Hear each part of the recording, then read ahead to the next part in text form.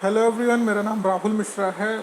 और जैसा कि आप सभी जान रहे हैं, हम लोग एलएलएम के जो प्रीवियस ईयर एंट्रेंस एग्जामिनेशन के पेपर्स हैं डिफरेंट यूनिवर्सिटीज़ के, टॉप यूनिवर्सिटीज़ इंडिया की, उनको आज हम लोग डिस्कस कर रहे हैं। और इससे पहले भी मैं कई वीडियोस डाल चुका हूं, तकरीबन 3-4 वीडियोस मेरे अपलोड हो चुके हैं और आप लोगों का बहुत भारी समर्थन मिल रहा है उस पर, बहुत व्यूज़ आ रहे हैं।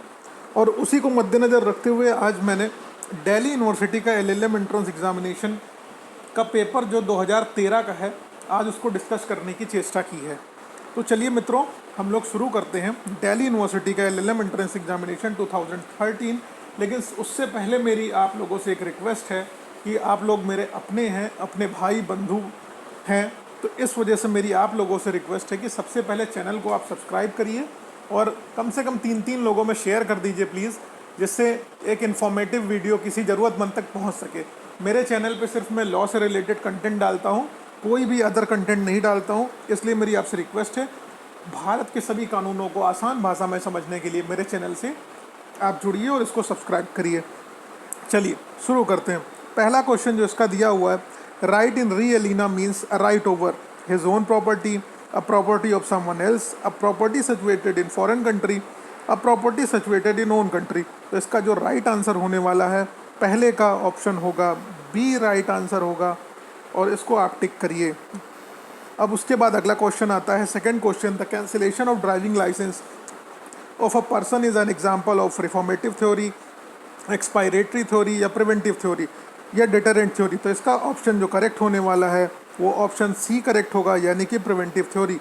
प्रिवेंटिव थ्योरी करेक्ट होने के पीछे लॉजिक ये है कि अगर मान लीजिए बार बार आप रूल्स एंड रेगुलेशन को वायलेट कर रहे हैं, ट्रैफिक नियमों का उल्लंघन कर रहे हैं, या बार बार आपसे एक्सीडेंट हो रहा है, आगे आप ऐसा ना कर सके, आप गाड़ी ना चला सके, इस वजह से उसको प्रिवेंट करने के लिए, यानी कि prevention is better than cure के लिए इसको आगे बढ़ाया गया है, यानी कि प्रिवेंटिव थ्योरी को अपनाया गया है कैंसिलेशन ऑफ ड्राइविंग लाइसेंस के रिगार्डिंग। अब क्वेश्चन नंबर 3 पे आते हैं। क्वेश्चन नंबर 3 पूछ रहा है, who is regarded as the spiritual father of realist school of legal thought? Gray है या होल्मस है या एहरलिच है या कोलर है? तो इसका ऑप्शन नंबर बी करेक्ट होने वाला है, यानी कि Holmes is the right answer for this my dear friends.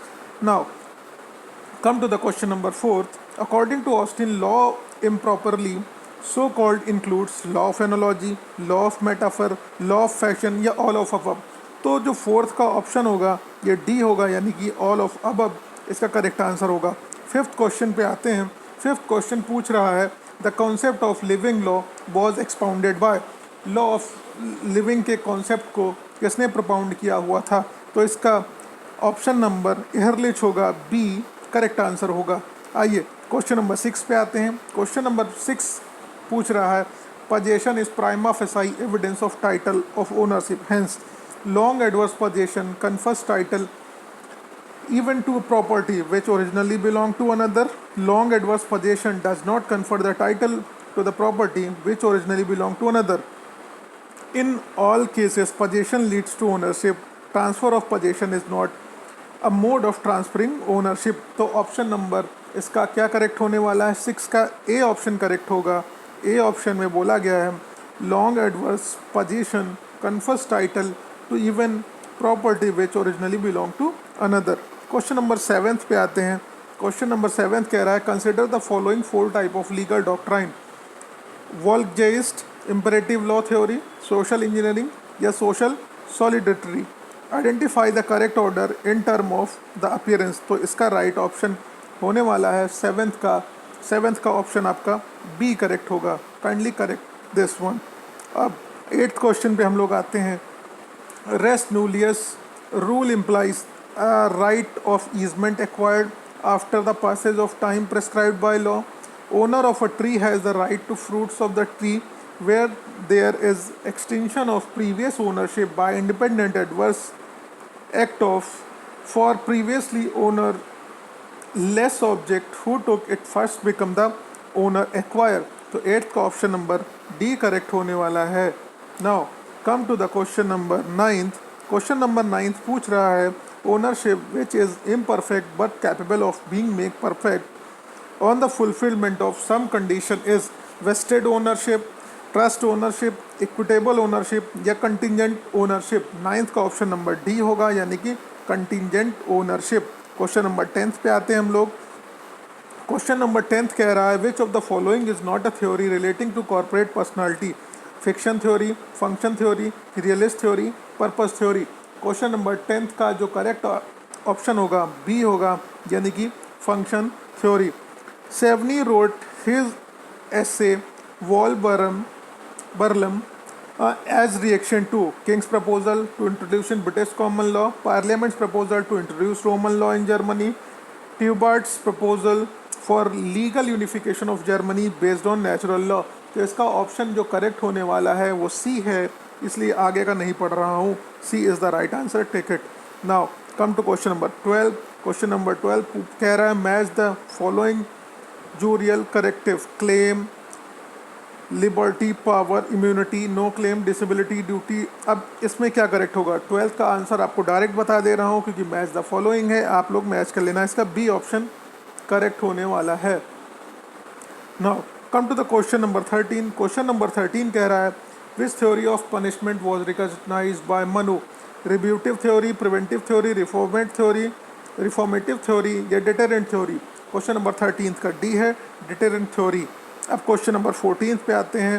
Das describes power coupled with duty to exercise as discretionary power, administrative power, ministerial power या राइटफुल पावर। क्वेश्चन नंबर 14 का जो option होगा वो सी होगा, ministerial power. Question number 15 पे आते हैं हम लोग।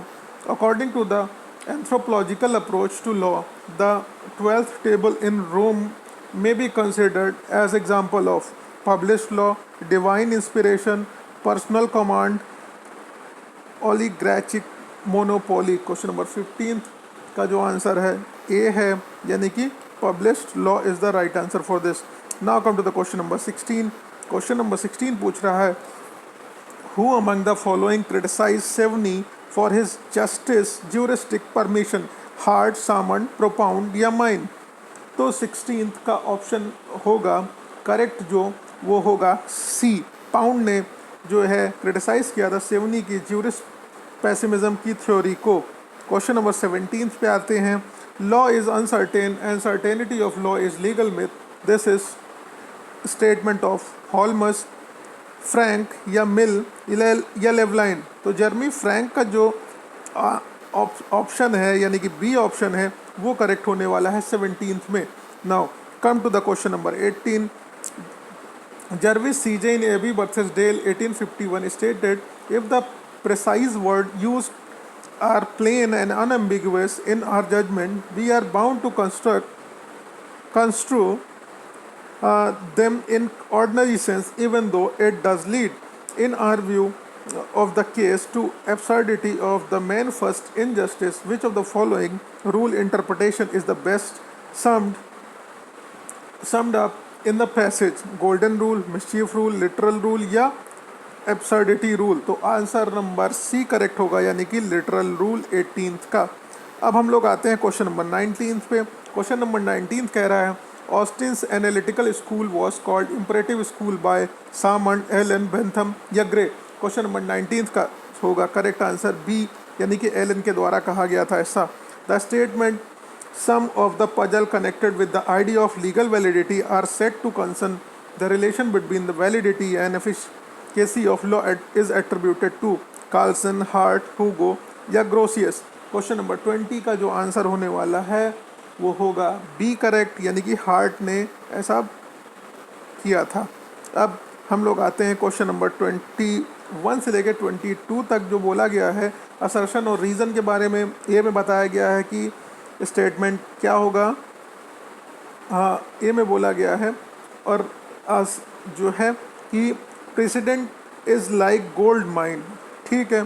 और रीज़न क्या बोला गया, it has to be searched in law reports, both A and R individually correct, R is true, explanation of A, both A and R individually correct but R is not correct explanation. इसमें option number C correct होगा, A is true but R is sorry. इसमें 21 में जो answer correct होने वाला है आपका वो ए करेक्ट होगा, तो कि दोनों का एक्सप्लेनेशन और रीज़न सही है। 22 का इसी तरीके से पूछा गया है, legal right is essential to constitute right and और उसका रीज़न दे रखा हुआ है an element of an advantage is essential to constitute right. 22 का जो आंसर आपका करेक्ट होने वाला है वो सी होगा, A is true but reason is false, यानी कि C is the right answer for this. Now come to the question number 23. Secretary General of United Nations is appointed by the General Assembly, Security Council, General Assembly on recommendation of Security Council या Secretariat। तो question number 23 का जो आपका right answer होने वाला है वो C होगा, यानी कि journal assembly on recommendation of security council. अब हम लोग क्वेश्चन नंबर 24 पे आते हैं। क्वेश्चन नंबर 24 ये कह रहा है which of the following pairs are correctly match. Custom, source of international law and municipal law, convention source of municipal law, constitution source of international law and municipal law, uses and legislation source of international law। तो 24 का correct answer होगा ए होगा कि custom जो होती है source of international law and municipal law है। Now come to the question number 25।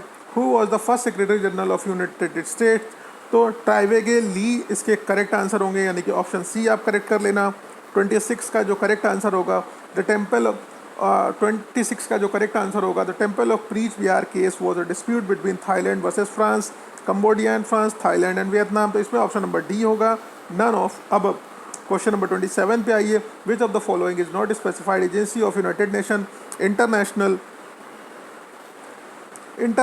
Bank for Reconstruction and Development, Food and Agriculture Organization, UN human Right Commission, International Labour Organization. तो 27 का my dear friends जो correct answer होने वाला है वो होगा आपका ऑप्शन नंबर सी। ठीक है, स्पेसिफाइड एजेंसी कौन नहीं है, ह्यूमन राइट कमीशन। अब क्वेश्चन नंबर 28 पे आइए। क्वेश्चन नंबर 28 आपसे कह रहा है कि custom and usages are, custom represents the twilight stage of usages, synonym, usages represents twilight stage of custom, या दे आर एंटोनिम्स। तो 28 का राइट आंसर आपका होगा C, usages represent the twilight stage of customs.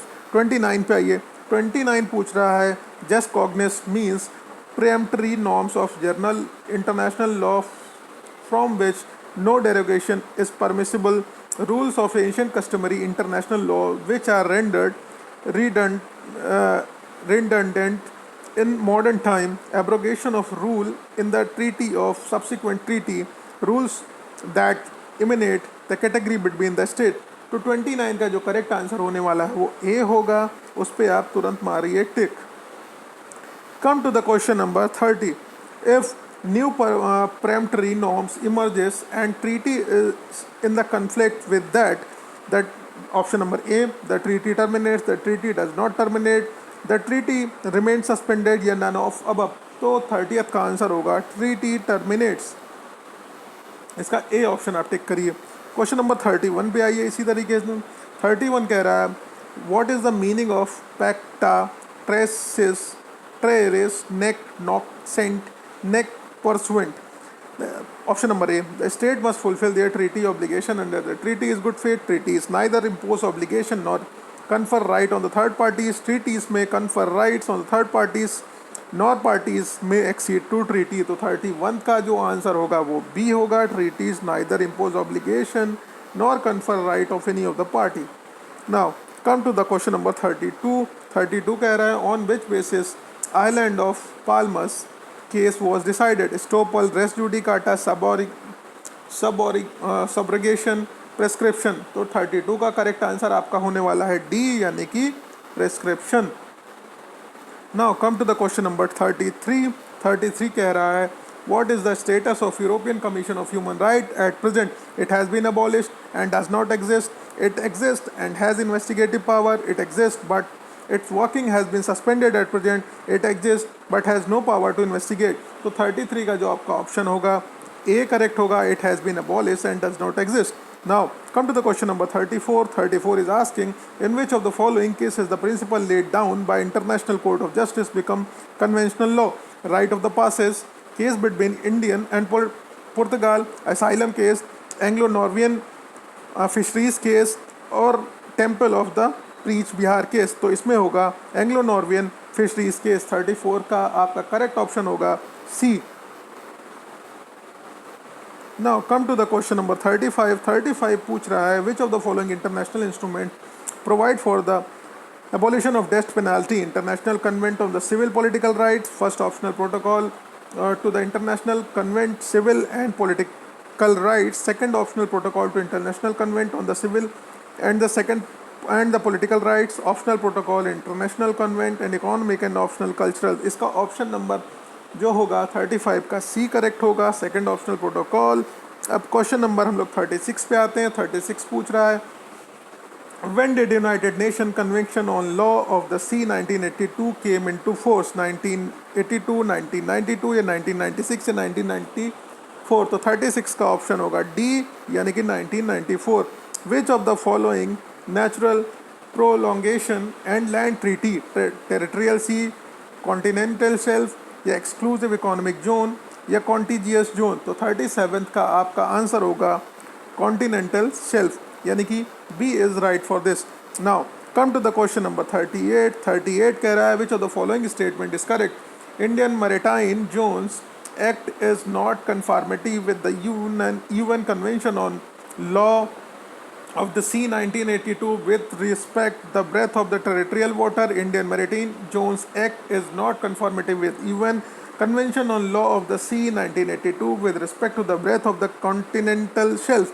Indian Maritime Act is not the conformity of the UN Convention on the Law of the Sea 1982 with respect to the breadth of the exclusive zone. Indian Maritime Act is not conformity with the UN Convention on Law of the Sea 1982 with respect to contiguous zone. तो answer इसका 38 का आपका हमारे मित्रों correct होगा D option ticket. Now come to the question number 39. 39 कह रहा है General Assembly resolution even if they are not binding may sometime have normative value. They can in certain circumstances provide evidence for establishing the existence of the rule of the emergence of opinio juris to establish whether this is true of given General Assembly resolution. It is necessary to look at the opinion. This observation was made by ICJ in south west African voting procedure. Option A था। B हो गया advisory opinion of ICJ international court of justice on legality of the threat on use of nuclear weapons UN administrative tribunal case. या option number D correct होगा। क्या correct होगा? 39 का जो option correct होने वाला है आपका माय डियर फ्रेंड्स वो बी करेक्ट होगा। इस पे आप बी टिक करिए। क्वेश्चन नंबर हम लोग आते हैं 40 पे। 40 कह रहा है क्वेश्चन नंबर 40 कह रहा है which of the following is not mentioned as a source of international law under article 38(1) of the statute of international court of justice? International custom, international treaties, general principle of law recognized by civil nation, decision or determination of organs of international institution. What does the expression of ex equito et bono as used under article 38(2) of the statute? अरे मैंने 40th का answer नहीं बताया, तो 40th का जो right answer होगा my dear friends वो डी होगा। Please take it, I am so sorry for this. What does the अब 41 क्वेश्चन पे आइए। What does the expression of ex equito et bono as used under article 38(2) of the statute of international court of justice signify? Option A, this enables the court to go outside of the realm of the law for reaching its decision. This binds the court to decide always in accordance with law. This makes possible a decision based on consideration of fair dealing and good faith, या both A and C. तो इसमें 41 का answer जो होगा D होगा, both A and C. तो tick D option. Now come to the question number 42. Before a uses may be considered as amounting to customary rule of international law, two tests must be satisfied. These tests relate to the material and psychological aspect. The psychological aspect is known as pactus sunt servanda. Option A. Option B, opinio juris. Option C, jus cognis या psycho geo. ये option number क्या होगा इसका? ओपिनियो juris B correct होगा 42 का। Come to the question number 43. 43 में पूछा गया है the decision of international court of justice have binding force behind them operate the precedent in dispute between all even members. या binding force and lay down universal norms of international law for which no derogation is permitted, no binding force except between the parties, and in respect of that particular case, no binding force except between parties in respect all cases in future. 43 का option number C correct होगा. Tick this. अब question number 44 पे आइए. 44 कह रहा है an accused is extradited for a particular crime and the country which gets back the criminal is entitled to prosecute that person only for the crime for which he was extradited.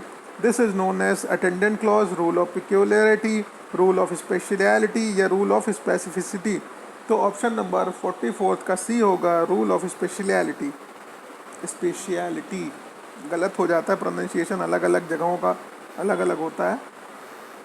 Question number 45 पे आइए. What is Blackstonian doctrine? Customary international law is a part of common law. Customary international law is part of civil law.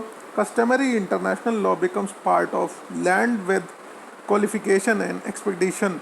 और या option number D correct होगा 45 का. तो 45 का option number A correct है.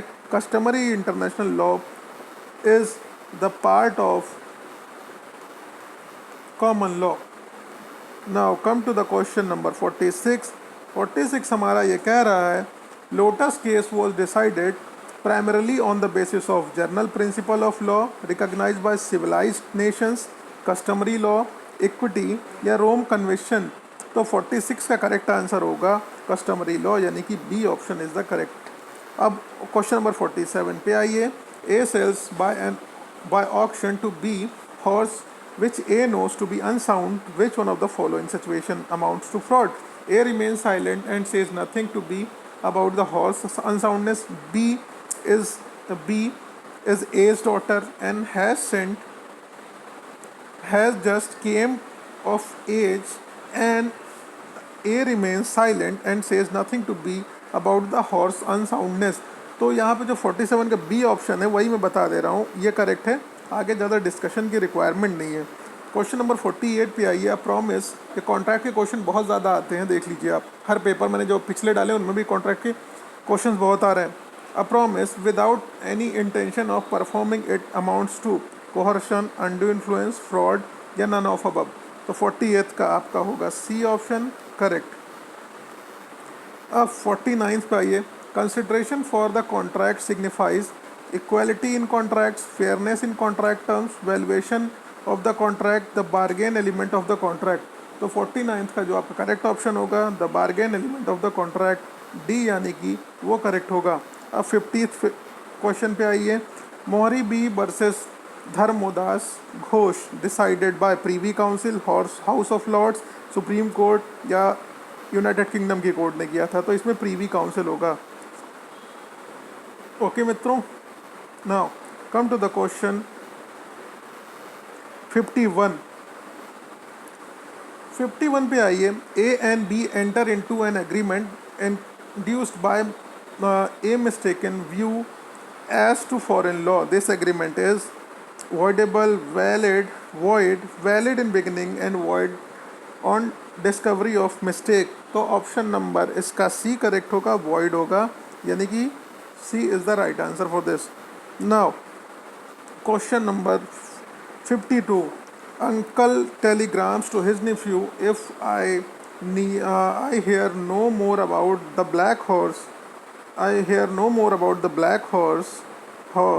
will consider the horse is mine at the rate 3 lakh. Nephew to his manager, do not put the black horse on the auction as it is already sold to my uncle. The manager diligently obeys the order. The uncle never comes forward to pay 3 lakh and take the black horse. The nephew can recover 3 lakh by suing his uncle. Is there valid contract? No. Cannot recover 3 lakh. Court of law as there was no contract. Cannot recover as it was internal communication between him and uncle and none of the above. तो 52 का जो option आपका correct होगा वो होगा B, क्योंकि कोई contract नहीं था ना, वोकल बात हो गई थी. ओके, अब आइए 53 पे आइए. 53 क्वेश्चन कह रहा who said acceptance to an offer is what a lighted match stick is to a train of gunpowder. Sir Frederick Pollock, yes sir William Anson, G C Cheshire, D F Mulla. तो 53 का जो option होगा आंख बंद करके B पे tick कर दो, sir William Anson. The doctrine of privity of consideration means consideration may move from any other person with prior permission of state. Consideration may move from any other person except the promisee. Consideration may move from promise और any other person. Consideration must move from promisee alone.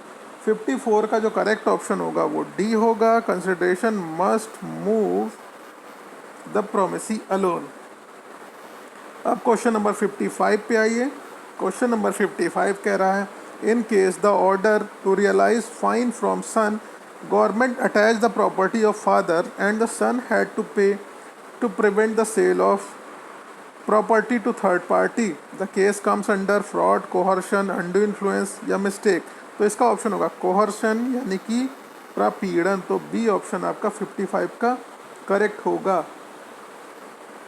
Question number 56 पे आइए। 56 हमें ये बता रहा है consider the following statement with regards to uberrimae fidei and find out which one is correct. It falls within a class of cases which require utmost good faith.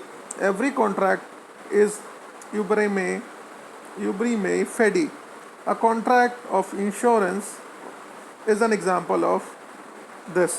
Now 1 and 2 3 are correct, or 1 and 3 is correct, or 2 and 3 only या 1 and 2 only। तो option number होगा 56 का B 1 and 3 only are correct। Now come to the question number 57.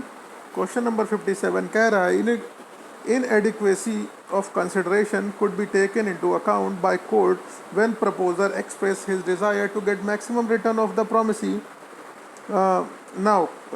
Option number B, when fraud is pleaded in the formation of the contract, when the promiser refuses to perform his promise, all at the discretion of the court। तो 57th का जो answer correct होगा B होगा, when fraud is pleaded। अब question नंबर 58 पे आइए। The plant sees defendant son falling in pond, he saves the child later on, defendant promises to pay plaintiff 1000 as reward। In this context, which one of the following proposition is correct? The defendant's liability to pay 1000 arises under the theory of quasi contract. The defendant is not liable to pay 1000 as promised to plaintiff. The defendant is liable to pay 1000 to the plaintiff as the case come under section 25 of the Contract Act.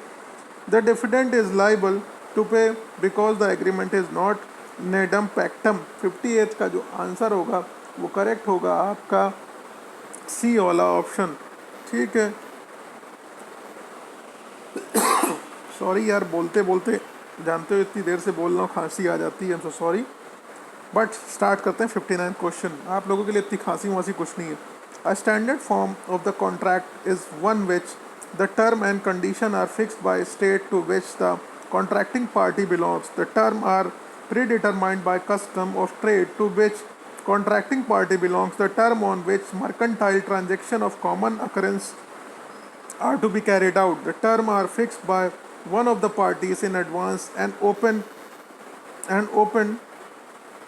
by one। तो 59th का आपका option correct होगा। 59th का जो आपका option correct होगा वो D correct होगा, इसलिए आप अपने डी पे टिक कर दीजिए। अब क्वेश्चन नंबर 60 पे आइए। क्वेश्चन नंबर 60 कह रहा है a person who finds goods belonging to another and takes them into his custody, it is subject to responsibility as an bailee, bailor या ओनर या मॉर्टगेजी। इसमें बेली होगा क्योंकि उसको रखना है ना, मॉर्टगेज थोड़ी किया किसी ने। स्टेट ऑफ वेस्ट 61 क्वेश्चन पे आइए। State of West Bengal versus B K Mondal and Sons AIR 1962 Supreme Court 779 is an interpretation of which section of Indian Contract Act. 61 का आएगा आंसर बी, सेक्शन 70। अब 62 पे आइए।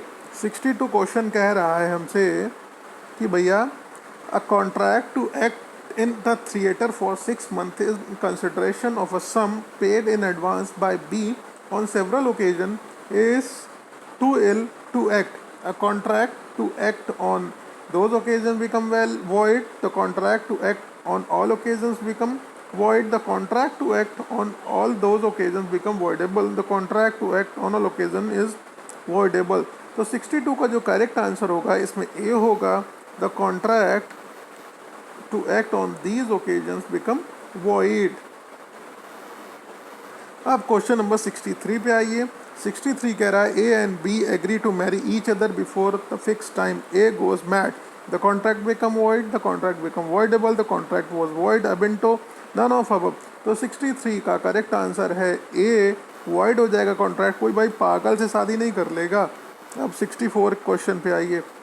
64 क्वेश्चन कह रहा है if the parties to contract agree to substitute a new contract for it or to rescind or alter its original contract, need not to be performed, has to be performed, has to be discharged, none of above. 64th का correct answer इसमें होगा आपका A, need not to be performed. अब question number 65 पे आइए. Which of the following does not amount to breach of contract? Non-performance of obligation, performance of manner not in accordance with contract, performance at the time not in accordance with the contract, none of above. तो 65 का जो answer होगा इसमें आपका वो D correct होगा, none of the above. अब question number 66 पे आइए.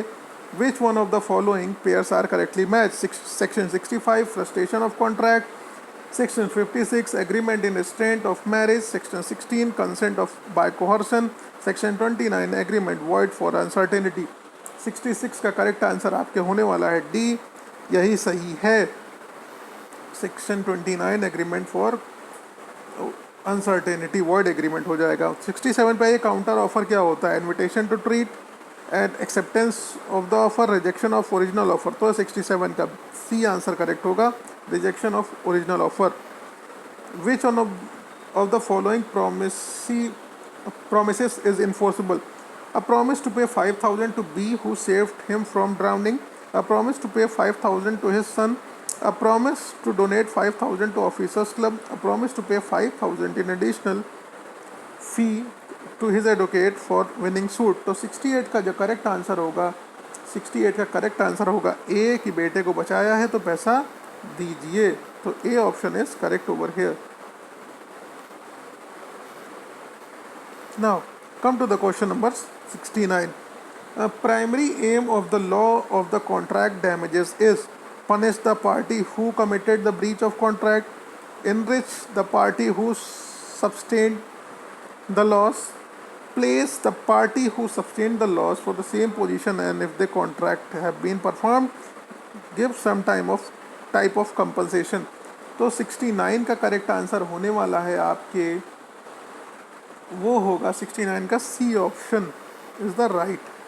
नाउ क्वेश्चन नंबर 70 पे आइए. Question number 70 section under section 73 of the Indian Contract Act, special damages can not be claim. Special damages can be claimed if the party breaking the contract is made known for the special circumstances. या option number C, damages can be claimed by the party. ठीक है, या option number D. तो इसमें जो आपका correct option होगा, इसका करेक्ट ऑप्शन 70 का आपके होने वाला है, वो होगा C is right for this. Now come to the question number 71. Effect of frustration of contract is promise is excused by performer, contract dissolved automatically या A and B, contract become voidable at the opinion of the promisor. ये option number 71 का सी होगा, यानी कि दोनों सही है. ठीक है, अब 72 पे आइए. Unreasonable interference in the use of enjoyment of land resulting some damage constitute private nuisance, public nuisance, trespass to land, breach of contract. तो 72 का करेक्ट आंसर आपके मेरे भाइयों बहनों होगा प्राइवेट न्यूसेंस ए. अब 73 पे आइए. इसी तरीके से 73 क्वेश्चन पे आइए. The specialised defence to an action of defamation are truth, absence of motive, fair comment, truth, statutory authority, fair comment, justification, fair comment privileges, privileges statutory authority, fair comment and invited. उसके बाद 73 का right answer इसमें से क्या होने वाला है? 73 का जो राइट आंसर होने वाला है वो सी होगा, इसलिए आप सी पे टिक कर दीजिए। अब 74 क्वेश्चन पे आइए। 74 क्वेश्चन कह रहा है A invited his friend B to his house for dinner while they were having dinner, B made uncertain unwanted comments about married sister. Frustrated A भी उसको गाली दे देता है, और फिर क्या इस पे आता है? ए लाइबल होगा डेफेमेशन के लिए कि नहीं होगा? वो नहीं होगा, ऑप्शन सी करेक्ट होगा, क्योंकि वो उसके अलावा किसी से उसने कहा नहीं था ये सारी चीज़ें, तो इसलिए ये करेक्ट है। 75th क्वेश्चन पे आइए। 75th जो क्वेश्चन है, a tort is an infringement of right of rem of private individual giving a right of compensation at the suit of injured party. This defamation is rendered by Samand, Feezer या Winfield। तो इसमें 75 का आपका option correct होगा B, फीजर, इसलिए इसको tick करो आप। 76 पे आइए। A took an electric tandoor from B and company on hire agreement की कुछ लाइबल नहीं होगा पर्सनल इंजरी के लिए हायरर के द्वारा, तो अदर पर्सन यूज़ करता है। अब उससे क्या होता है? तंदूर यूज़ कर रहा होता है, तंदूर कुक इंजर्ड हो जाता है, तो कुक क्या एक्शन ले सकता है? Cook will succeed in the case, cook will not succeed in the case, या कुक विल सक्सीड या कुक विल नॉट सक्सीड। तो कुक विल सक्सीड यार, किसी की जान पे बनाएगी तो कोर्ट थोड़ी ना छोड़ देगा। Option number C is correct over here. अब क्वेश्चन नंबर 77 पे आइए।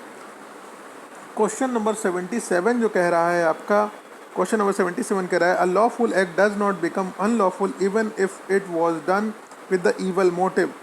ठीक है, दिस वाज हेल्ड एप्से versus White, town area committee versus Prabhu Dayal, ये Christine versus Davey, Hollywood Silver Fox Farm Limited versus एमिंट।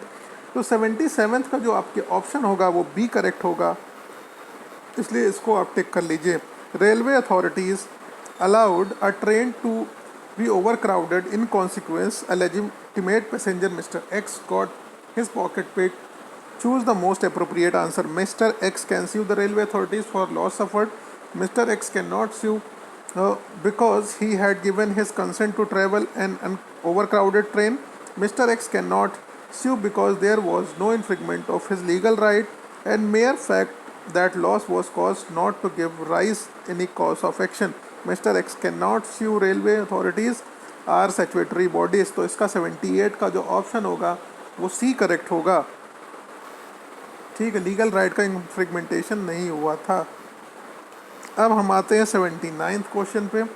In order to ward off the flow of water into his land from stream A dug a trench and put a bund on his land, as result the rain water now flowed to B's land and caused damage. B claimed damages from A. B can sue for damage. B can sue damage just as he suffered losses. B cannot sue for damages. B cannot sue for damages as legal rights were not violated. Option number D is right over here. Question number हम लोग 80 पे आते हैं। Question number जो 80 है आपका, कह रहा है which one of the following defenses is available in the tort of negligence? Contributory negligence, statutory authority, act of God, voluntary non-fit injuria। तो ऑप्शन नंबर 80 का जो करेक्ट आंसर है वो ए है, कंट्रीब्यूटरी नेग्लिजेंस के लिए। अब हम लोग क्वेश्चन नंबर 81 पे आते हैं। 81 कह रहा है D left his horse and tonga unattended in a crowded street while D was away, a dog barked and pronounced on the horse. The horse got frightened and started running furiously along the road with Tonga.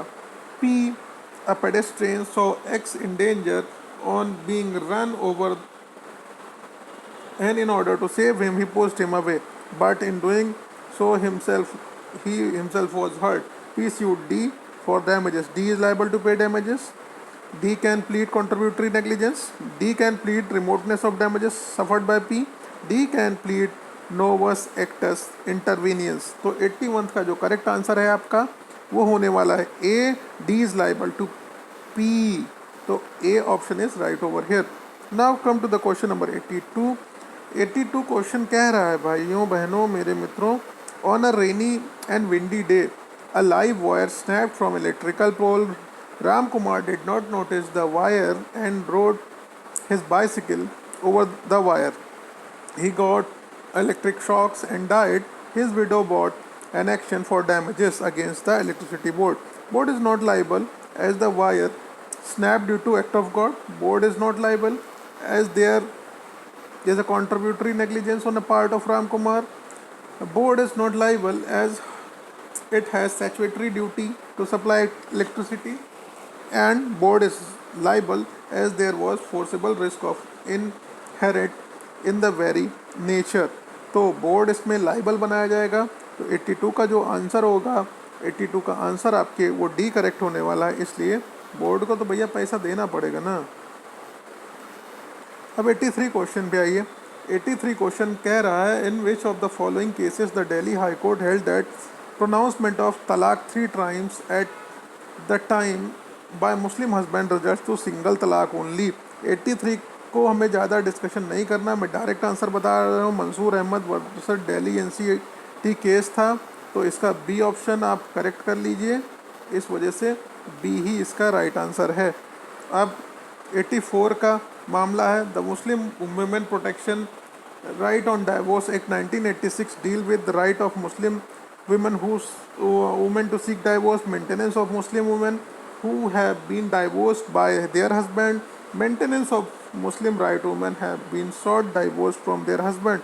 तो 84 का जो correct option होने वाला है वो C होगा, 2 and 3। 85 पे आइए। 85 कह रहा है, marriage of Hindu male to his wife's mother is valid, voidable, void unless protected by custom and uses। तो 85 का ऑप्शन नंबर डी है। हमारे हिंदू धर्म में भैया बहन से माई से ब्याह नहीं कर सकते हो, और जगह होता होगा लेकिन हिंदुओं में ऐसा नहीं है। हिंदू धर्म हमारी सनातन संस्कृति सर्वोपरि है, श्रेष्ठ है। Being a Hindu I feel really proud. आप लोग अगर ये सुन के डिसलाइक करना चाहते हैं तो कर दीजिए, मुझे कोई फ़र्क नहीं पड़ता है। Now come to the question number 86। 86 पे आइए, in which of the following cases the supreme court has directed the state and central government to make law and compulsory registration of all marriages in India। Sameer Ghosh versus Jaya Ghosh, Neelu Kohli versus Naveen Kohli, Seema versus Ashwini Kumar, समीनन अरा versus state of Uttar Pradesh. तो 86 का correct answer आपके होगा C, Seema versus Ashwini Kumar के मामले में हुआ था। अब 87 पे आइए, A married B but marriage was void of being with the probated degree of relationship after sometimes A married with C while B was still living with him। A's marriage is valid but punishable, voidable at the option of C। भैया void है, हिंदू धर्म में दूसरा ब्याह नहीं कर सकते हो जब तक पत्नी तलाक नहीं ले लियो, कैसे ब्याह कर ले हो भैया। तो 87 का आंसर क्या होगा वैसे, सी होगा।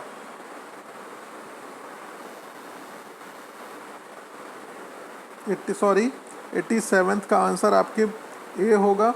अगर पत्नी जीवित है तो आप विवाह नहीं कर सकते हो, हाँ उसकी मानसिक स्थिति वगैरह सही नहीं है, वो आपके साथ रह नहीं रही है, तो इस कंडीशन में आप शादी कर सकते हैं। तो इस वजह से 87 का आंसर आपके क्या होने वाला है, 87 का आपके आंसर होगा ए ऑप्शन करेक्ट। अब आइए 88 पे, a born Christian child brought up by Hindu married a Hindu boy as per Sastric ceremonies, marriage is valid, invalid, voidable at the option of girl, voidable at the option of the boy। तो इसमें क्या होगा, 88 का correct answer वो होगा B, invalid होगी। भैया हिंदू धर्म में क्या होता है कि आप सिर्फ हिंदू से शादी कर सकते हो, किसी अन्य जाति की लड़की से मतलब अन्य जाति से तात्पर्य मेरा है कि किसी अन्य संप्रदाय से आप विवाह नहीं कर सकते हैं जब तक वो अपने संप्रदाय को चेंज नहीं करे। तो ऑप्शन नंबर 89 पे आइए, the supreme Court in Sarla Mudgal versus union of India laid down the conversion of Hindu husband to Islam.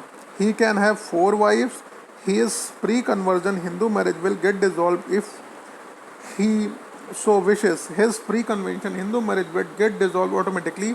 he cannot marry again till the pre-conversion Hindu marriage is dissolved as per Hindu law। तो 89th का correct answer आपके होगा my dear friends D. वो एक चंद्र मोहन थे हरियाणा वाले, चांद मोहम्मद बन गए थे उन्होंने शादी करने के लिए, वो केस आप लोगों को याद होगा, मिनिस्टर थे हरियाणा के। अब 90th पे आइए। Recently the supreme Court in Anil Kumar Jain versus Maya Jain was held that the requirement of 6 month waiting period in case of divorce by mutual consent in Hindu can be relaxed by High Court only, Supreme Court only, High Court and Supreme Court और any court. तो 90th का आपका option होगा B, यानी कि supreme court के अलावा ऐसा करने की शक्ति किसी में नहीं है। B option is right. Now come to the question number 91। Divorce by mutual consent in Muslim law is called मुताह, मेहर और हतीदाह और मुबारात। तो ये मुस्लिम मित्र बहुत अच्छे से जानते होंगे क्या होता है। ऑप्शन नंबर डी होता है इसका correct answer. Which of the following is not ground for the annulment of marriage under Section 12 of the Hindu Marriage Act 1955? Impotency of respondent, consent of the marriage at petitioner obtained by fraud, incapacity of the respondent to bear a child, insanity of either party at the time of marriage। तो 92 का जो correct answer होगा वो C होगा, incapacity at respondent to bear the child. तो 92 का correct option आप सी टिक करिए। अब आगे बढ़ते हैं 93 पे आते हैं। As per Hindu marriage act sapinda relationship extend to the third generation is inclusive in the line of ascent through the mother and the fifth inclusive the line of ascent through father, the third generation exclusive in line of ascent through the mother and the fifth exclusive the line of ascent of father, the five generation in line of the ascent through the mother and the seven line to the father। तो इसमें option number 93 का आपके correct होगा ए, यानी कि अब आगे बढ़ते हैं 94 पे आते हैं। 94 है which of the following is not requirement of a valid Hindu marriage, performance for necessary ceremonies, marriageable ages of the parties, consent of the parties of the marriage, absence of decree prohibited the relationship. तो अब आपका option number 94 का जो correct answer होगा वो C होगा, consent of the parties to the marriage. अब 95 पे आइए। 95 पूछ रहा है हमसे कि which of the following ground is not valid, not available to Muslim wife to seek the dissolution of marriage under dissolution of Muslim marriage act 1939।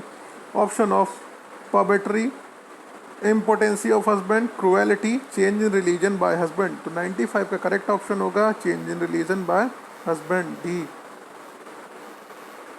खुला, खुला अंडर Muslim law refers to divorce by mutual consent, divorce initiated by wife and accepted by husband, temporary marriage and irregular marriage। तो 96 का जो answer होगा वो B होगा, divorce initiated by wife and accepted by husband। तो B is right for this my dear दोस्तों।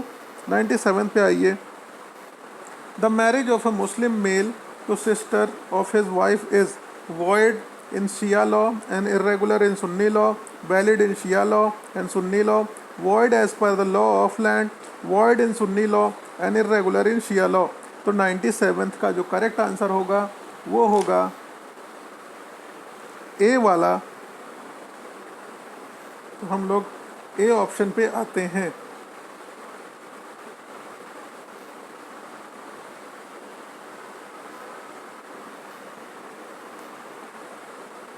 Actually मैं चला नहीं पाता हूँ ना सही से। ए ऑप्शन पे आते हैं तो ए ऑप्शन इसका करेक्ट होगा। आप ए पे टिक कर लो। 98 पे आइए। 98 क्वेश्चन आता है, पूछ रहा है कि एज पर provision of child marriage act 2006 child marriage is valid but penal, void but penal, voidable at the option of child party to marriage, voidable at the option of either party of the marriage. 98 का option number होगा आपके C correct. अब 199th question पे आइए। 99th question कह रहा है which one of the following enactment provides for the dissolution of marriage at the instance of wife only. 99 का ऑप्शन नंबर क्या करेक्ट होने वाला है वो डी होगा, dissolution of Muslim marriage act 1989। 100 question पे आइए। 100 question X on receiving grave and sudden provocation for Z intentionally causes the death of Y, who is father of Z's brother. X committed offense murder, grievous hurt, culpable of homicide, not amounting to murder, attempt to murder. तो 100 का जो correct answer होगा ए होगा murder का। इन अब 101 पे आइए। इन scuffle between A and B, two teeth of B got knocked down. A has committed the offense of grievous hurt, simple hurt, culpable of homicide, assault. तो 101 का ये होगा ए आंसर करेक्ट। अब 102 पे आइए। Punishment for voluntary causing grievous hurt is provided in IPC under section 319, 325 या 323 या 327। तो 102 का जो करेक्ट आंसर होगा वो बी होगा, सेक्शन 325। तो बी पे आप टिक करिए। अब उसके बाद आइए kidnapping from lawful guardianship under section 361 of IPC can be one of a person under 16 years of age if male, of a person under 18 years of age if male, of a person of unsound mind, all of above। 103 का option D होगा। Now अब दोस्तों 100 question के ऊपर हमने discuss कर लिए हैं, बाकी अगले वीडियो में डिस्कस करेंगे। आप लोगों से बस मेरी यही हम्बल रिक्वेस्ट है, अगर आप लोगों ने अभी तक सब्सक्राइब नहीं करा प्लीज़ सब्सक्राइब करिए। बड़ी मेहनत करके बनाता हूँ, गला बैठ जाता है बोलते बोलते, तो सपोर्ट अगर आप लोग नहीं देंगे तो आप लोगों का फ़ायदा नहीं हो पाएगा। अगर आप लोगों का फ़ायदा नहीं तो मेरे वीडियो बनाने का कोई मतलब नहीं है। इसलिए प्लीज़ सब्सक्राइब करिए और मेरे सोशल मीडिया हैंडल पे मुझे फॉलो करिए। मैंने डिस्क्रिप्शन बॉक्स में अपने सोशल मीडिया हैंडल्स की डिटेल दे रखी है, वहाँ पे मैं आप लोगों के क्वेश्चंस को डायरेक्ट सॉल्व आउट करता हूँ, आप लोगों से बात भी करता हूँ। इसलिए इसको आप लोग जुड़िए, सब्सक्राइब करिए, चैनल को आगे बढ़ाइए। Thank you so much. जय हिंद, जय भारत, वंदे मातरम, अधिवक्ता एकता जिंदाबाद।